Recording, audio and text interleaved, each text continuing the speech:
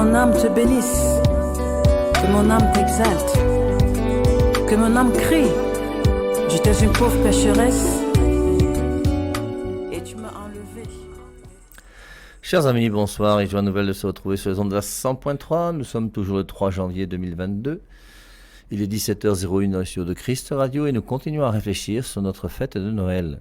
On a vu qu'après Noël, donc, nous avons eu premièrement donc le 26 décembre la mort de Saint-Étienne, martyr, le 27 Saint-Jean, le 28 le massacre des Saints Innocents.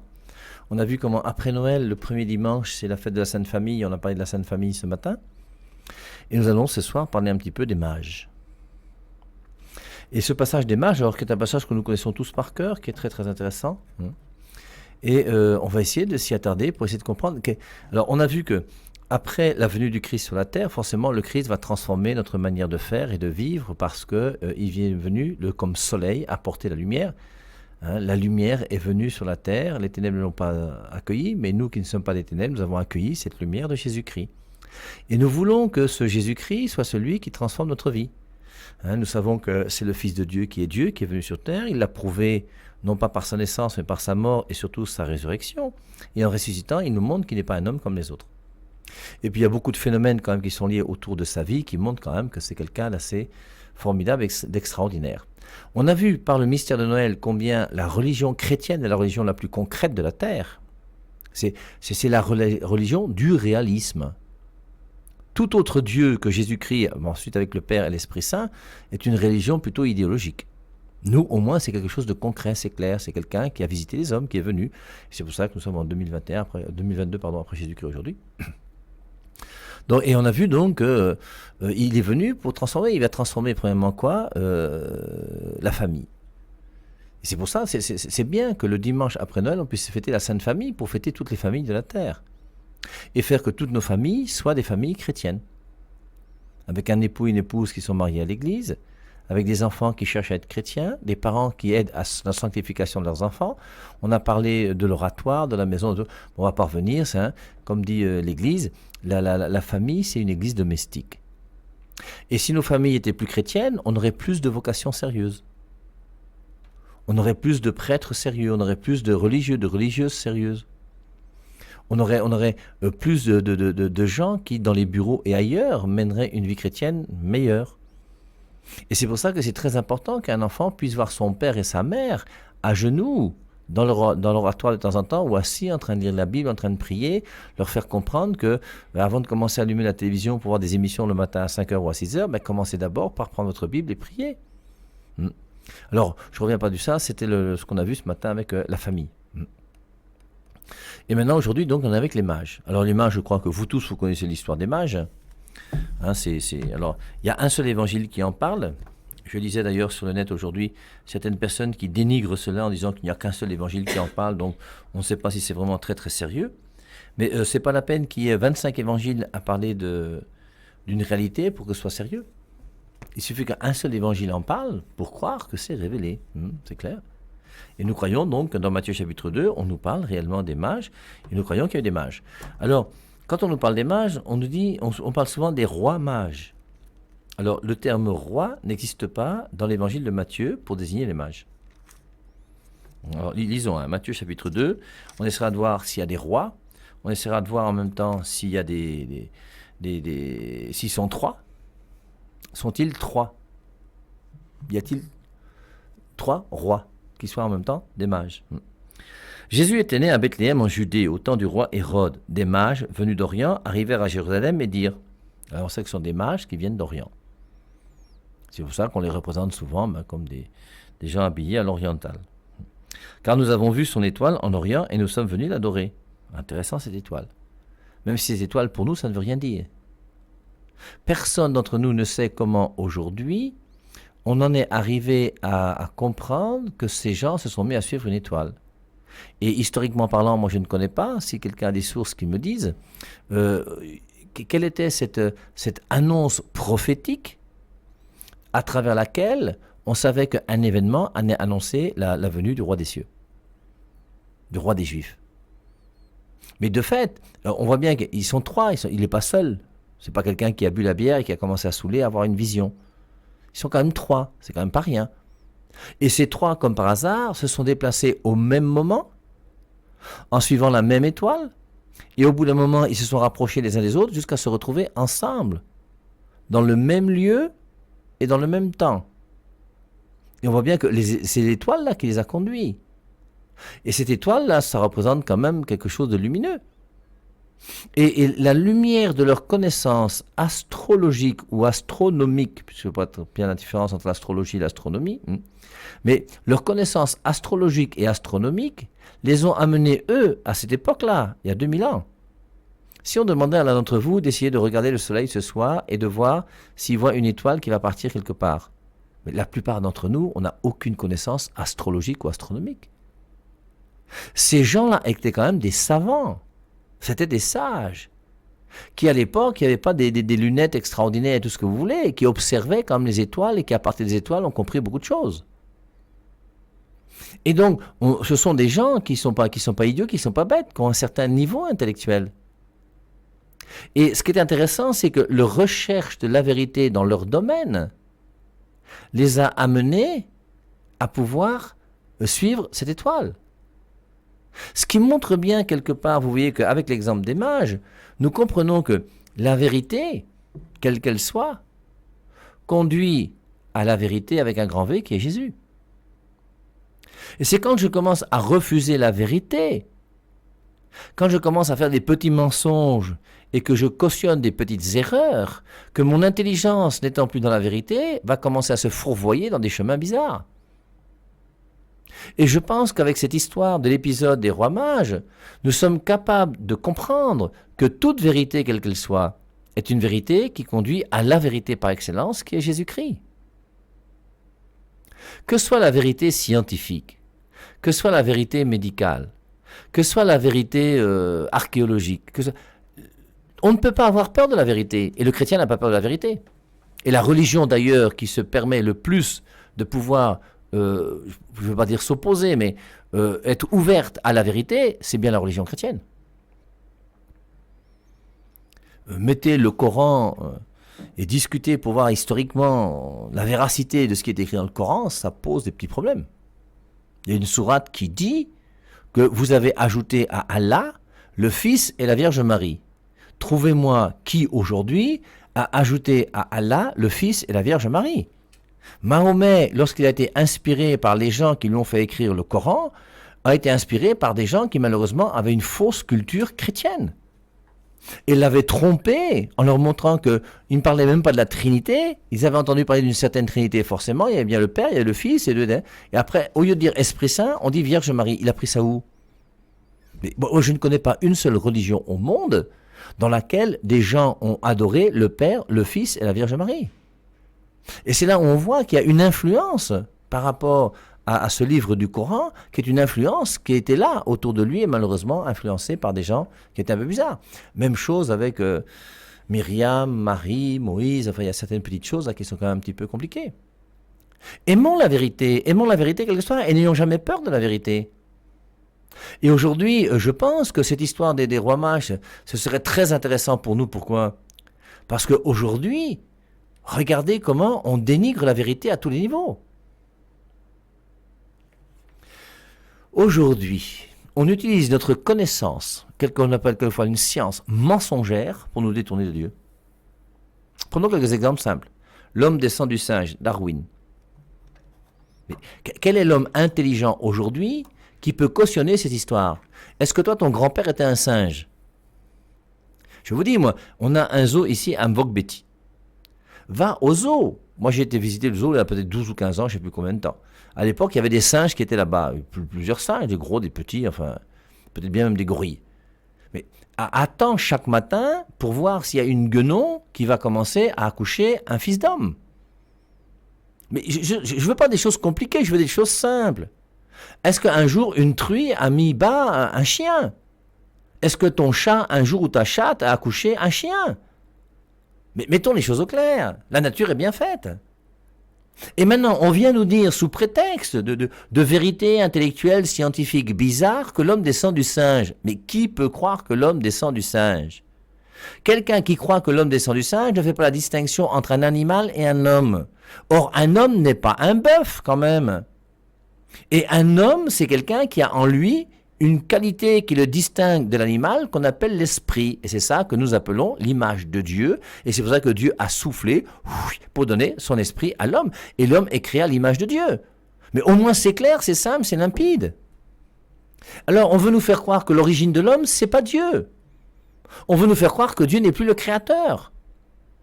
On veut nous faire croire que le Big Bang, à un moment il y a une explosion d'un truc qui était grand comme un dé à coudre avec des milliards de je sais pas quoi, si vous voulez. Et puis c'est comme ça que le monde est né. Et on va nous faire croire que maintenant la naissance du monde c'est naturel. Chapeau, hein? Mais apportez-nous des arguments solides, moi je veux bien, je voudrais comprendre. Mais même ce Big Bang là, qui est à l'origine du Big Bang? Qui est à l'origine même de ce dé à coudre là dont vous parlez là? Il y a toujours quelqu'un qui est à l'origine. Avant, il n'y avait rien. Et de rien est né quelque chose. Pourquoi? Parce que Dieu a créé. Au moins, c'est clair. Mais aujourd'hui, on veut nous faire croire que Dieu n'a plus créé, que Dieu n'est plus à l'origine de l'homme, mais c'est que, je sais pas moi, une bactérie dans l'eau qui a commencé à se transformer, qui a marché sur deux pattes et qui a donné un singe, qui a donné un être humain. Mais on est où là? Et toutes ces vérités sont des vérités qu'on trouve partout aujourd'hui et qui sont là avec une volonté expresse ou pas, j'en sais rien, mais quand même tellement de ramifications qu'on est obligé de se poser la question à savoir, est-ce que tous ces gens qui inventent ces fausses vérités ne sont pas des gens qui voudraient justement dénigrer sérieusement la religion chrétienne, et notamment la religion catholique? Alors, on est arrivé encore au plus bas que bas avec cette commission européenne qui a voulu supprimer le mot Noël du langage français. C'est une aberration quand même intellectuelle, ces histoires. Quand on a inventé le mot Noël, il y a déjà peut-être je sais pas combien de siècles, mais on n'était pas fous. C'était quand même pas la folie. Et c'est pas aujourd'hui, depuis 10 ans, 20 ans, 30 ans, qu'on devient les génies du monde entier qui vont tout révolutionner. Jusqu'à nous faire croire qu'un couple, ça peut être 2 hommes ou qu'un couple, ça peut être 2 femmes. Mais au bout d'un moment, on est où là?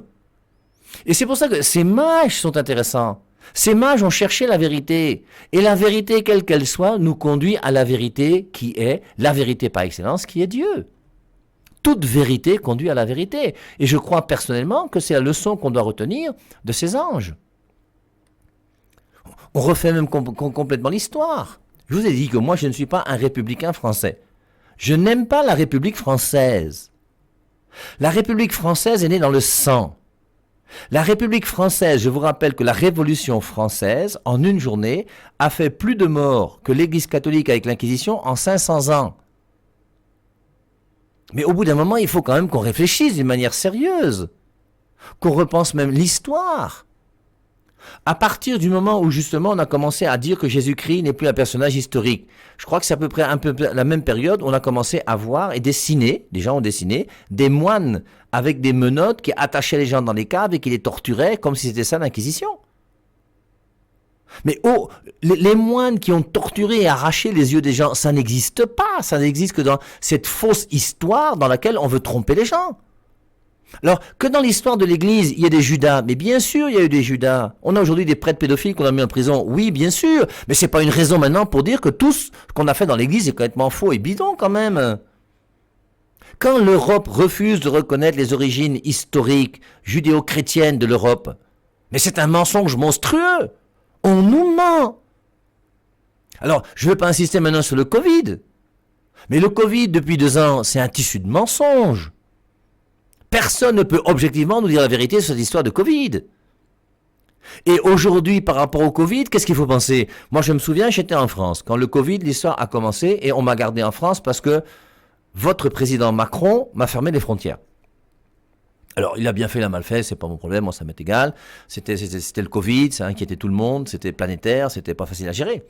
Mais quand tu prends le petit ministre de la Santé, Olivier Véran, qui dit carrément dans un journal qu'il ne faut pas avoir peur du Covid pour le moment, en tout cas c'est un petit peu ce qu'il disait, en disant que ce qu'il faut faire même, il ne faut pas s'enfermer, il ne faut pas se confiner, il faut ouvrir les fenêtres.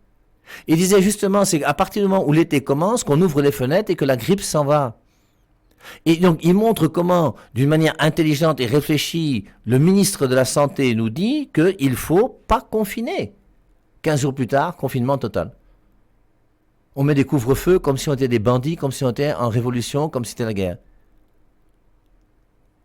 y a certains médecins qui témoignent sur les réseaux sociaux que le conseil médical lui a demandé, quand il parle, de ne plus parler en tant que professeur ou docteur, mais parler uniquement en son nom.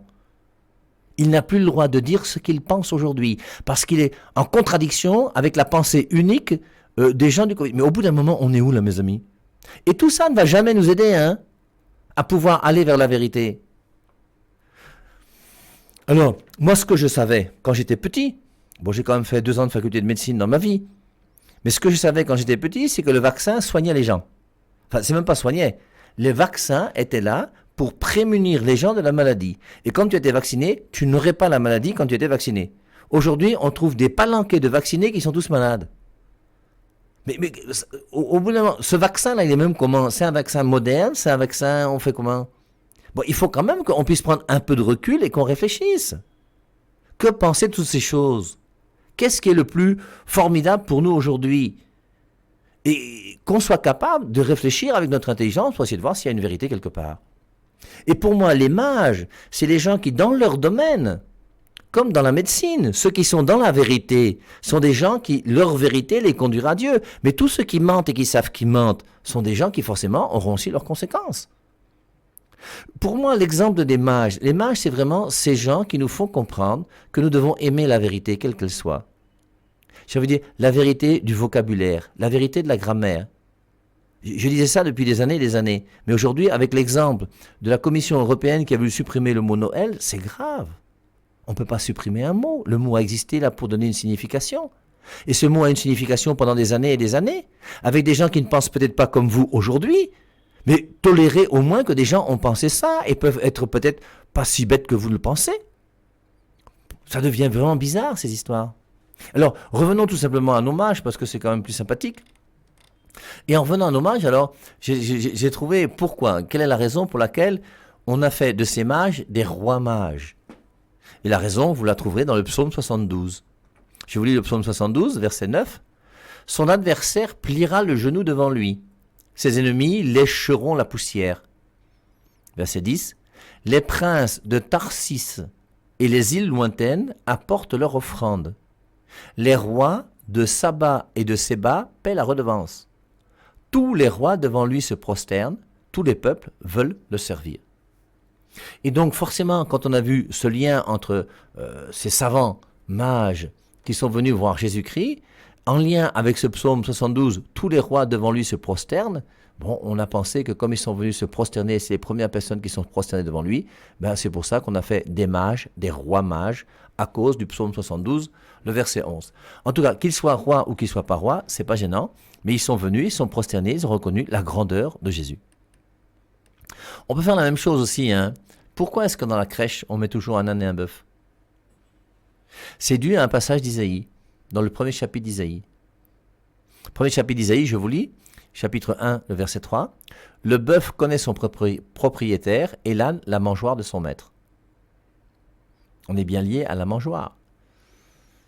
Et forcément, la mangeoire du maître, on va faire allusion à Bethléem, la maison du pain, où Jésus-Christ est mis dans une mangeoire. « Mais Israël ne me connaît pas, mon peuple ne comprend rien. » Donc le bœuf, lui, connaît son propriétaire et l'âne la mangeoire de son maître. Pendant ce temps-là, Israël refuse Jésus. Mais Israël ne me connaît pas, et c'est pour ça que le roi Hérode, qui est le roi des Juifs, lui, ne connaît pas. Et lui va s'opposer à celui qui est né dans la mangeoire. Alors, vous voyez, en réfléchissant sur la vérité en définitive, vous voyez, quelle est la vérité même que nous trouvons dans ce passage de Matthieu chapitre 2? Parce qu'il va y avoir une opposition entre la vérité des astres que les mages vont suivre et qui vont les amener à Jésus, et la vérité d'Hérode qui va arriver au massacre des Saints Innocents. Et la plus grande contre-vérité ou la plus grande fausse vérité, c'est de refuser la parole de Dieu.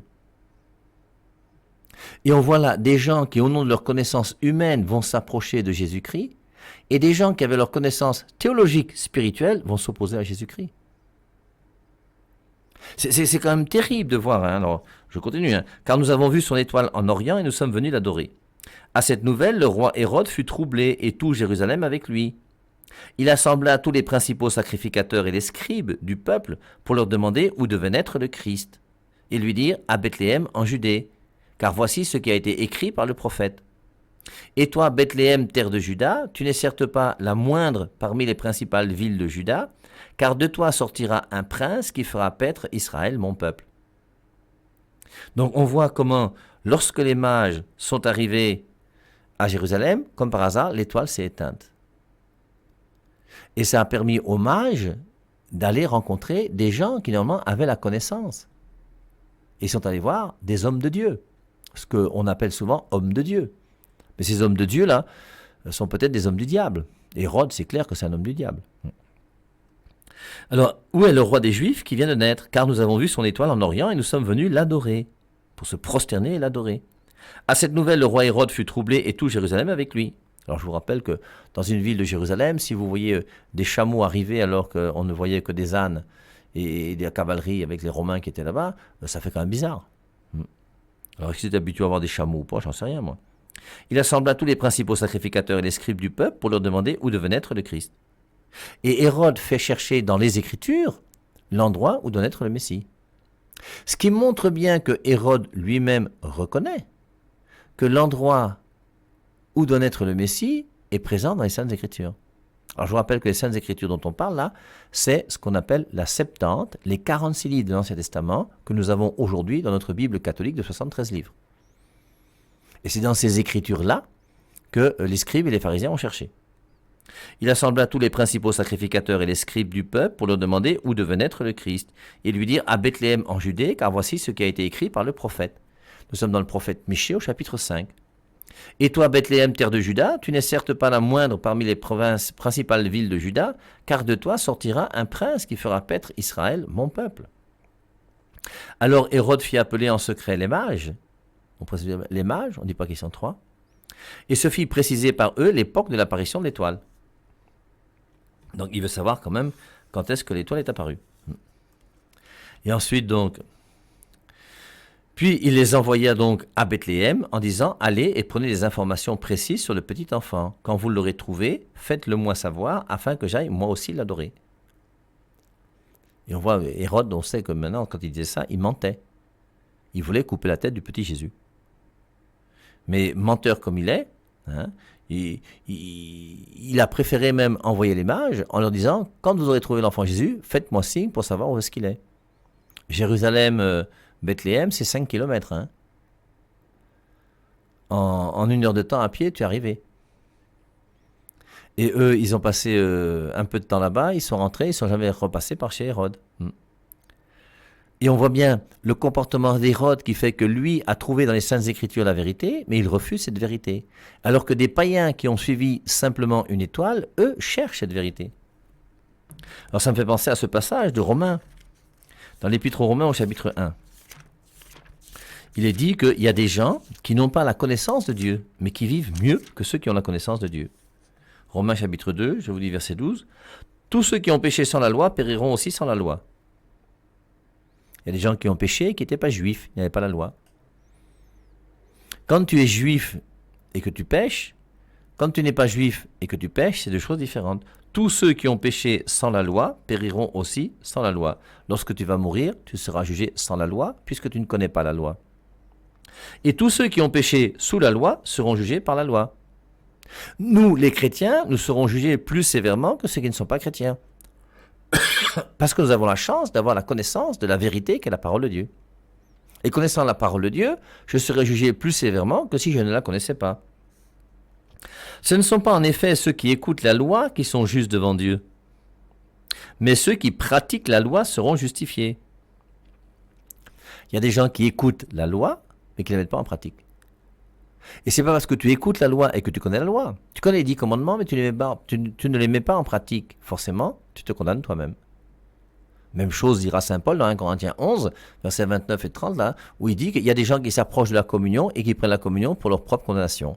Tu sais ce que c'est que la communion, mais tu vas quand même à la messe et tu continues à tromper ta femme. Tu sais ce qu'est la communion, tu vas à la messe et tu continues à aller chez les marabouts. Tu continues à détourner l'argent de l'État. Et tu dis que tu es chrétien. Mais tu te condamnes toi-même. Ce ne sont pas en effet ceux qui écoutent la loi qui sont justes devant Dieu, mais ceux qui pratiquent la loi seront justifiés. Je vous rappelle Romains chapitre 2 à partir du verset 12. Maintenant je suis déjà au verset 14. Quand les païens qui n'ont pas la loi font naturellement ce que prescrit la loi, eux qui n'ont pas la loi, ils sont une loi pour eux-mêmes. Ils montrent que l'œuvre de la loi est écrite dans leur cœur. Leur conscience en rend témoignage et leur raisonnement les accuse ou les défend tour à tour. C'est ce qui paraîtra au jour, etc. etc. Hein, c'est pour ça qu'on vous dit qu'au terme de notre vie, nous serons jugés sur l'amour. Ben, la connaissance jouera aussi. En fonction de la connaissance que tu as, tu seras jugé sur ta connaissance. Mais comme la connaissance n'est pas la même pour tout le monde, eh bien tu seras jugé sur la connaissance que tu as. Alors on voit donc ces mages qui vont donc partir tranquillement à Bethléem. Donc après avoir entendu le roi, ils partirent et voici l'étoile qu'ils avaient vue en Orient les précédait. Alors pourquoi cette étoile s'est-elle arrêtée? Quelle est cette étoile bizarre qui les précède, qui s'est arrêtée à Jérusalem lorsqu'ils sont arrivés dans la capitale et qu'ils l'ont laissé voir le roi des Juifs pour que nous puissions avoir cette histoire des mages avec Hérode. Alors, et voici l'étoile qu'ils avaient vue en Orient les précédait, arrivée au-dessus du lieu où était le petit enfant, elle s'arrêta. À la vue de l'étoile, ils éprouvèrent une très grande joie. Ils entrèrent dans la maison, virent le petit enfant avec Marie, sa mère. Alors, elle n'est plus à la crèche, elle est dans la maison. D'après Maria Valtorta, pour ceux qui sont intéressés, c'est peut-être 8 mois après la naissance de Jésus-Christ. Ils entrèrent dans la maison, virent le petit enfant avec Marie, sa mère, se prosternèrent et l'adorèrent. Ils ouvrirent ensuite leur trésor et lui offrirent en présent de l'or, de l'encens et de la myrrhe. Et je pense que c'est à cause de l'or, de l'encens et de la myrrhe que nous disons qu'il y a 3 mages, puisqu'il y a 3 cadeaux. Et chacun des mages a dû apporter un cadeau. Je pense que c'est pour ça qu'on a déduit que ces mages étaient au nombre de 3. Alors, ils ouvrirent ensuite leur trésor et lui offrirent en présent de l'or, de l'encens et de la myrrhe. Puis, divinement avertis en songe de ne pas retourner vers Hérode, ils regagnèrent leur pays par un autre chemin. Vous voyez qu'à l'époque, les anges ont beaucoup travaillé. Après leur départ, un ange du Seigneur apparut en songe à Joseph et dit « Lève-toi, prends le petit enfant et sa mère, fuis en Égypte, et reste-y jusqu'à ce que je te parle, car Hérode va rechercher le petit enfant pour le faire périr. » Joseph se leva, prit de nuit le petit enfant et sa mère et se retira en Égypte. Il y resta jusqu'à la mort d'Hérode, afin que s'accomplisse ce que le Seigneur avait déclaré par le prophète « J'ai appelé mon fils hors d'Égypte. » Quand Hérode se vit joué par les mages, sa fureur fut extrême. Il envoya tuer tous les enfants de 2 ans et au-dessous qui étaient à Bethléem et dans son territoire, d'après l'époque qu'il s'était fait préciser par les mages. Alors s'accomplit ce qui avait été annoncé par le prophète Jérémie. Une voix s'est fait entendre à Rama, des pleurs et beaucoup de lamentations. C'est Rachel qui pleure ses enfants. Elle n'a pas voulu être consolée parce qu'ils ne sont plus. Après la mort d'Hérode, un ange du Seigneur apparut en songe à Joseph en Égypte et dit « Lève-toi, prends le petit enfant et sa mère et retourne dans le pays d'Israël, car ceux qui en voulaient à la vie du petit enfant sont morts. » Joseph se leva, prit le petit enfant et sa mère et rentra dans le pays d'Israël. Mais quand il apprit qu'Archélaüs régnait sur la Judée à la place d'Hérode, son père, il craignit de s'y rendre et divinement averti en songe, une nouvelle fois, il se retira dans le territoire de la Galilée et vint demeurer dans une ville appelée Nazareth, afin que s'accomplisse ce qui avait été annoncé par les prophètes. Il sera appelé Nazaréen. Alors, que chacun d'entre nous on puisse réfléchir, vous voyez, sur ces histoires des mages. Et à partir de cette histoire des mages, à essayer de voir comment est-ce qu'on peut comprendre que la leçon que les mages veulent nous donner. Et je crois que pour nous, c'est important de comprendre que Jésus-Christ, petit enfant qui va naître à Bethléem, c'est toute vérité qui va nous conduire à la vérité qui est Jésus. Et ces mages, au nom de leur connaissance astrologique et astronomique, des savants, leur science les a conduits à Dieu. Et on pourrait terminer en disant, il n'y a pas d'opposition entre science et foi. Tous ceux qui font une opposition entre la science et la foi sont des gens qui, pour moi, sont dans l'erreur. Je vous rappelle que la science, c'est quoi? La science, c'est essayer de mesurer les activités qui sont autour de nous, je ne sais pas comment on peut dire, moi. C'est dans la nature, il y a des lois. On essaye de mesurer ces lois naturelles qui sont là. Or, ces lois naturelles viennent de Dieu. Ton intelligence vient de Dieu. Et ton intelligence ne peut pas, dans la nature, trouver des lois qui sont contraires à ce que Dieu a voulu. Et à chaque fois que la science nous dit des choses qui sont contraires à l'enseignement de Jésus-Christ, c'est une science qui est douteuse et sur laquelle on peut essayer de mettre un petit bémol avant d'y adhérer. Lève-toi.